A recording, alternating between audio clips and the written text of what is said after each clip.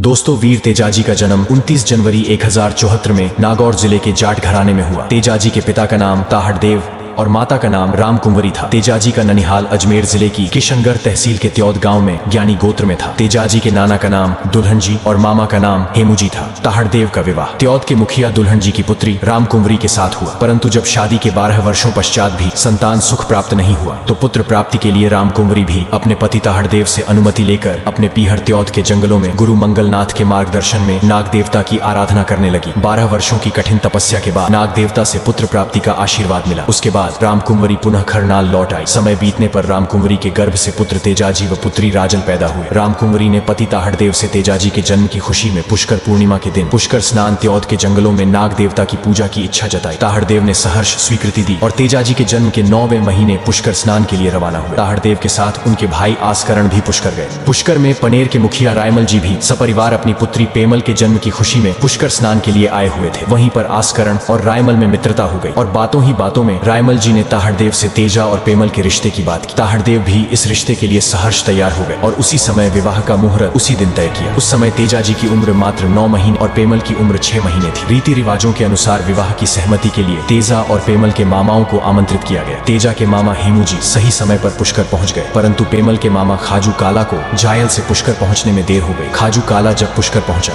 तेजा और पेमल के फेरे हो चुके थे और जब खाजू काला को पता चला कि उसकी भांजी का विवाह ताहड़देव के पुत्र तेजा के साथ संपन्न हुआ है, वह आग बबूला हो उठा। जायल के काला जाटों और धौलिया जाटों के मध्य पुरानी दुश्मनी थी। क्रोधित खाजू काला ने अपशब्दों का प्रयोग किया और तलवार निकाल ली। लड़ाई में खाजू काला मारा गया। तेजाजी की सासू बोदल दे अपने भाई की मौत से काफी नाराज हुई और मन ही मन अपने भाई की मौत का बदला लेने और बेटी पेमल को अपने भाई के हत्यारों के घर न भेजने का प्रण लिया। समय बीतता गया और बक्सा जी ने वृद्धावस्था को देखते हुए खरनाल का मुखिया पद पुत्र ताहड़देव को दे दिया। प्रतिदिन की तरह एक बार जब तेजाजी शिवलिंग पर जल चढ़ाकर आ रहे थे, रास्ते में ठाकुर जी के मंदिर के बाहर भीड़ लगी देखी। नजदीक जाने पर पता चला कि पांचू मेघवाल नाम के बच्चे ने भूख के मारे ठाकुर जी के मंदिर में प्रवेश कर प्रसाद में से एक लड्डू उठा लिया था। इस बात से नाराज पुजारी उसकी पिटाई कर रहा था। तेजाजी ने पुजारी के लात घूसों से पांचू को बचाया और सीने से लगा लिया। पंडित जी ने गुस्से से बताया कि यह नीची जाति का लड़का है और इसने ठाकुर जी के मंदिर में प्रवेश कर और प्रसाद चोरी करने का अपराध किया है। तेजाजी ने पुजारी को समझाया कि छोटी जाति की सबरी भीलनी के झूठे बेर भी तो आपके ठाकुर जी ने स्वयं खाए थे। तेजाजी ने बताया कि ठाकुर जी का निवास प्रत्येक प्राणी में है, बालक तो वैसे ही परमात्मा का स्वरूप होता है। उस दिन के पश्चात पांचू मेघवाल तेजाजी के सानिध्य में रहा। उसके बाद ताहड़देव का मित्र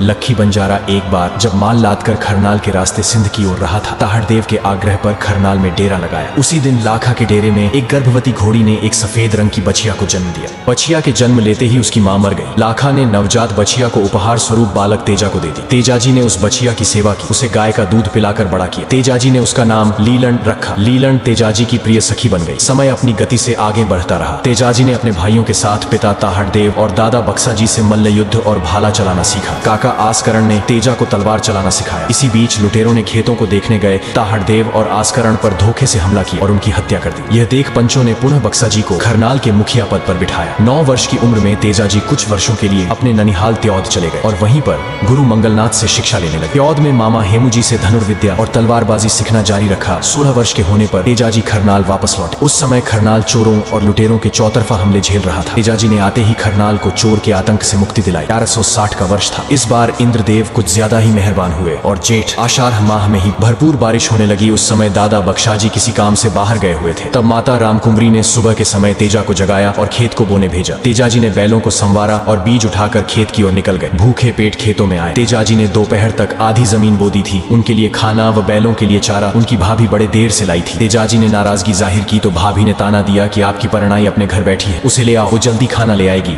यह ताना तेजाजी के घाव कर गए। तेजाजी ने बैलों को चरने के लिए खुले छोड़ दिए और लीलन पर सवार होकर घर आ गए। माता रामकुंवरी से अपने विवाह के बारे में जानकारी पूछी तो पता चला कि पेमल के मामा की मौत के कारण यह बात दोनों परिवारों ने किसी को बताई नहीं थी और इसी घटना का बदला लेने के लिए पेमल की मां बोदलदे अपने भाई बालिया और धर्म भाई कालिया मीणा लुटेरों से सहयोग मांगा था। कालिया बालिया ने मिलकर षड्यंत्र कर ताहड़देव और आस्करण की हत्या कर दी थी। बोदलदे पेमल की शादी कहीं और करने की सोच तेजाजी को शादी की जानकारी प्राप्त हो चुकी थी। अब तेजाजी पेमल को लाने की तैयारी करने लगे। माता रामकुंवारी ने पनेर जाने से पहले बहन राजल को घर लाने का आदेश दिया ताकि भाभी पेमल का स्वागत करने के लिए तैयार रहे। जाटों में सदैव यह परंपरा रही है कि बहू पहली पहली बार घर आए तो ननद उसका स्वागत करे। तेजाजी ने माता का आदेश मानते हुए बहन राजल, जो कि अजमेर के पास तबीजी गांव में जोगाजी सियाग के घर परनाई हुई थी, उसे लेने पहुंचे और अगले दिन राजल को लेकर घर आए। उसी दिन माता रामकुंवरी ने पंडित से तेजाजी के ससुराल पनेर प्रस्थान के लिए शुभ मुहूर्त जानना चाहा। पंडित ने अपने पोथी पन्नों में देखा और निराशा से कहा कि अभी पनेर जाने का मुहूर्त नहीं है। तेजाजी ने कहा कि मैं तीज से पहले पनेरा जाऊंगा, मैं मुहूर्त नहीं मानता। शेर जब जंगल में निकलता है तो वह किसी से मुहूर्त पूछकर नहीं निकलता। तेजाजी ने लीलन घोड़ी पर सवार होकर पनेर के लिए अकेले ही निकल पड़े। रास्ते में बरसात होने लगी। तेजाजी नदी नाले लांघते हुए रात्रि में खरनाल पहुंचे। रात्रि विश्राम के लिए एक माली के बाग में रुके। लीलन ने रात में पूरे बाग को उजाड़ दिया। सुबह के समय बाग के माली ने यह बात गांव वालों को बताई। जब यह बात फैलते फैलते पेमल के पास पहुंची तब पेमल ने जानकारी लेने के लिए भाभी को बाग में भेजा। तेजाजी ने जब अपना परिचय दिया, पेमल की भाभी उन्हें पहचान गई और घर पधारने का निमंत्रण दिया। इधर जब सास बोदलदे को तेजाजी के पनेर आने की सूचना मिली तो काफी क्रोधित हुई। पेमल को जब भाभी से पता चला कि बाग में आया परदेशी उसका पति परमेश्वर है तो उससे रहा नहीं गया और वह अपनी सहेली लाछा गुर्जरी के साथ पानी लेने का बहाना बनाकर बाग की ओर गई। शाम के समय जब तेजाजी बाग से निकलकर रायमल जी के घर की ओर जा रहे थे तब पेमल तेजाजी से मिली। उसके बाद जब लीलन पर सवार तेजाजी ने रायमल जी के घर में प्रवेश किया तब लीलन के घुंघरू की आवाज से गायें डर गई। पहले से क्रोधित सास बोदलदे ने ताना मारा और कहा, काला नाग खाए उसको जिसने मेरी गायें को डरा दी। सासू बोदलदे के इन बोलों से तेजाजी नाराज हुए और लीलन की पीठ थपथपाई और बोले, जिन कदमों आई हो लीलन उन्हीं कदमों वापस लौट चलो। नुग्रो लोगों की धरती पर हम नहीं रहेंगे। लीलन वापस मुड़कर रायमल जी के घर से बाहर निकल गई। यह सब घटनाक्रम छत पर खड़ी पेमल और लाछा ने देखा तो दौड़कर नीचे आई। लाछा दौड़कर तेजाजी के पीछे गई और उन्हें रोका। तेजाजी ने वापस रायमल जी के घर लौटने से मना कर दिया। तब लाछा गुर्जरी ने तेजाजी को अपने घर में रोका। पेमल ने अपनी माँ को काफी बुरा भला कहा और पिता रायमल जी को जब इसका पता चला तो वो लाछा के घर तेजाजी को मनाने पहुंचे। तेजाजी ने वहीं रुकने का फैसला किया। तेजाजी के लाछा के घर रुकने से बोदलदे की योजना असफल रही और बोदलदे लाछा से क्रोधित हो गई। बोदलदे ने तत्काल अपने धर्म भाई कालिया मीणा से संपर्क किया और लाछा की सभी गायों को छोड़ने को कहा। कालिया मीणा इसके लिए खुशी खुशी तैयार हो गया। बोदलदे ने कालिया मीणा को आश्वस्त किया कि उसे रोकने के लिए पनेर से कोई नहीं आएगा। आज तो मौसम भी चोरों के लिए मुनासिब था। बरसात हो रही थी और रह रहकर बिजलियां चमक रही थी। कालिया मीणा ने रात्रि में लाछा की गायें चुरा ली, परंतु आज तेजाजी लाछा के घर में सो रहे थे, इसीलिए लाछा और उसका पति नंदू भी गायों के बाड़े में बनी झोपड़ी में सो रहे थे। गायों के घेरने की आवाज से वे जाग गए। नंदू ने जब प्रतिरोध किया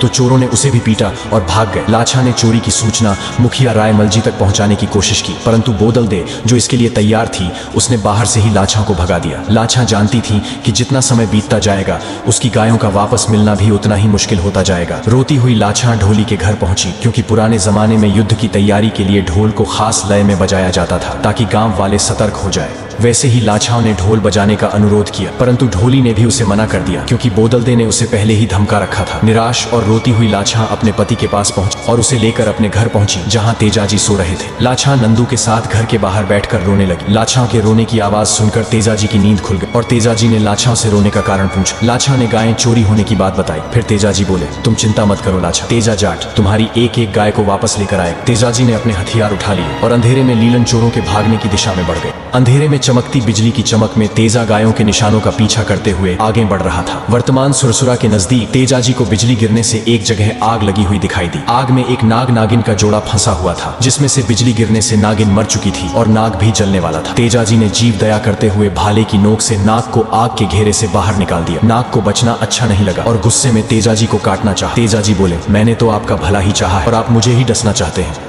नागराज बोला, तुमने मुझे बचाकर बहुत बड़ा अन्याय किया है। अभी मैं आग में मर जाता तो सीधा बेकुंठ जाता। अब मैं बिना मेरी नागिन के सैकड़ों वर्षों तक जमीन पर पड़ा रहूंगा। मैं तुम्हें डसकर अपना बदला जरूर लूंगा। तेजाजी ने कहा, अभी तो मैं लाछा को दिए वचनों का पालन करने चोरों के पीछे जा रहा हूँ। मैं चांद, सूरज और इस खेजड़े के वृक्ष को साक्षी मानकर वचन देता हूँ कि मैं वापस जरूर आऊँ। तेजाजी के वचन देने पर नाग ने रास्ता छोड़ दिया। तेजाजी लीलन पर बैठकर चोरों के पीछे चल दिए। चलते चलते सवेरा हो गया। फिर तेजाजी को दिखाई दिया कि मंडावरिया की पहाड़ियों के नजदीक कालिया मीणा ने डेरा डाल रखा है। तेजाजी ने कालिया मीणा को ललकारा और गायों को छोड़ने का प्रस्ताव रखा। तेजाजी को अकेले देख कालिया चोर के साथी वहां आ गए और 250 के करीब साथियों ने तेजाजी पर हमला कर दिया। विश्व के इतिहास में इससे भयंकर युद्ध नहीं हुआ। एक तरफ 250 चोर, दूसरी तरफ तेजाजी जाट। तेजाजी का भाला चमका और देखते ही देखते मीणाओं की तादाद कम होने लगी। कालिया मीणा अपने गिरोह का नाश होते देख एक बछड़ा लेकर भाग गया और मंडावरिया की पहाड़ियों में छुप गया। चोरों के भागते ही तेजाजी ने लाछाओं की गायें संभाली और वापस पनेर की राह पकड़ ली। सवेरा होते होते तेजाजी तेजाजी लाछा की गायों को लेकर वापस पनेर पहुंच गए। लाछा अपनी गायों को देख खुश नहीं हुई क्योंकि एक बछड़ा गायों के साथ वापस नहीं लौटा। यह देख तेजाजी और गुस्सा हो गए और लीलन पर सवार होकर बछड़े को लेने चल दिए। इधर कालिया चोर तेजाजी के गायें लेकर जाने के बाद मंडावरिया की पहाड़ियों से निकला और 100 के करीब जो जीवित बचे साथी थे उनके साथ नरवर की पहाड़ियों की ओर बढ़ गया, जहां उसका पुराना मित्र बालिया काला था। तेजाजी जब मंडावरिया की पहाड़ियों के नजदीक पहुंचे, वहां मारे गए चोरों की लाशों के सिवा कोई नहीं था। तेजाजी ने बछड़े की तलाश की और जब नहीं मिला तो गीली जमीन पर चोरों के जाने की दिशा में बढ़ गए। कालिया चोर और बालिया चोर दोनों नरवर की पहाड़ियों के नजदीक मिले और एक दूसरे का हाल जाना। कालिया ने जब बालिया काला से सहायता मांगी तो उसने मदद करने की हाँ भरी। जब कालिया को पता चला कि तेजाजी उसे ढूंढते हुए इस तरफ आ रहे हैं, कालिया चोर तेजाजी के पराक्रम से वाकिफ था। उसने आमने सामने की लड़ाई के बजाय